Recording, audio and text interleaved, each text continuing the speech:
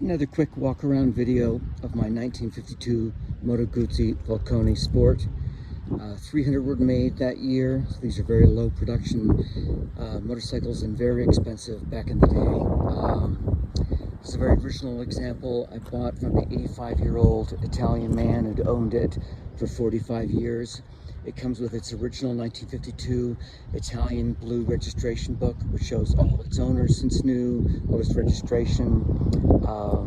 I purchased the bike with the help of a fellow by the name of Gabriele Serpelli. He's a master engineer of Moto Guzzi. He builds brand new replica Condors and other famous race bikes from scratch, and that's actually the only reason I'm selling this bike, is to pay for one of his new race bikes that he's building for me. I paid him to go through the engine. I knew a valve job was done, all the piston clearances and everything were checked, they were fine. It did need a new clutch, it was slipping, so a completely new clutch with clutch throat bearing, actuated arm was put in, all new plates. Engine all put back together and everything reset. Magneto's been rebuilt. The wheels, the old wheels will come with the bike, but I rebuilt the wheels from scratch, repainted the hubs and the backing plates. I had Buchanan make a brand new set of spokes front and rear for it in the correct length, and then I sent them off and had them correctly black oxided as they were originally, and then brand new Avon front tire, a brand new Mitas rear tire, brand new Michelin tubes, new DID 520 chain, newer sprocket, new cush drive, new cush drive in the back, brand new exhaust system all the way through, a new clamp. Everything works, the magneto, the generator, the original petcocks. This is the original oil tank with the round section versus the laters that have a flat oil tank. This is one of the bikes in 52 that had black knee sides instead of chrome because of the Korean War. There was no chrome available, so about 8 months of the production had the black panels and the black on the oil tank.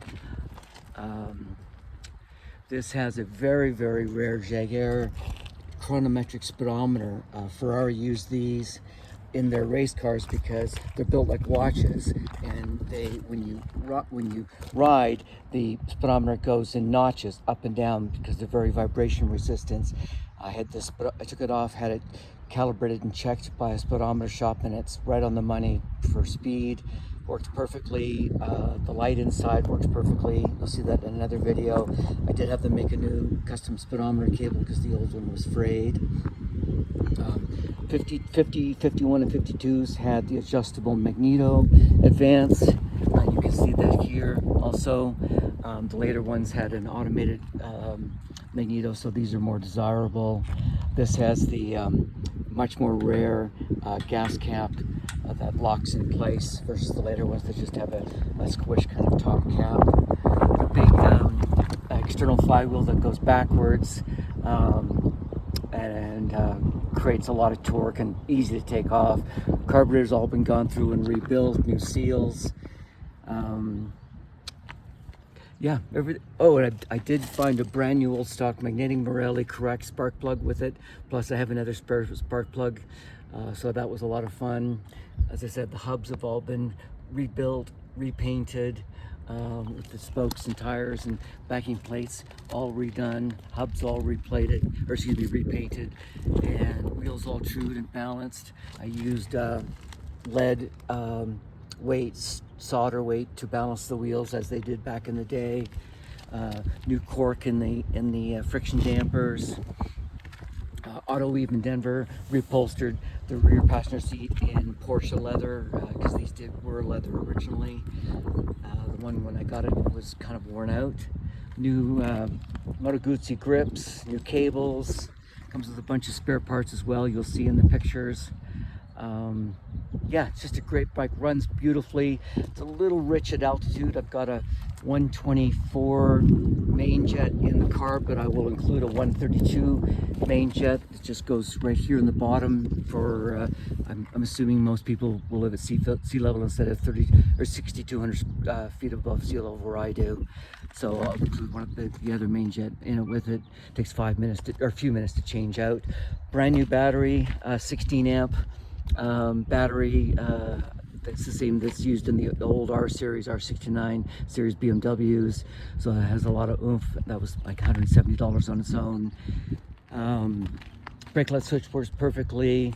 I have the original key for the toolboxes, original key for the ignition and the headlight.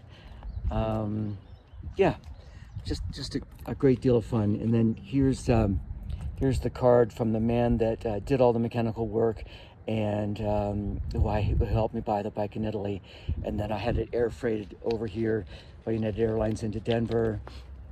And yeah, it's been a great project. Okay, thanks very much.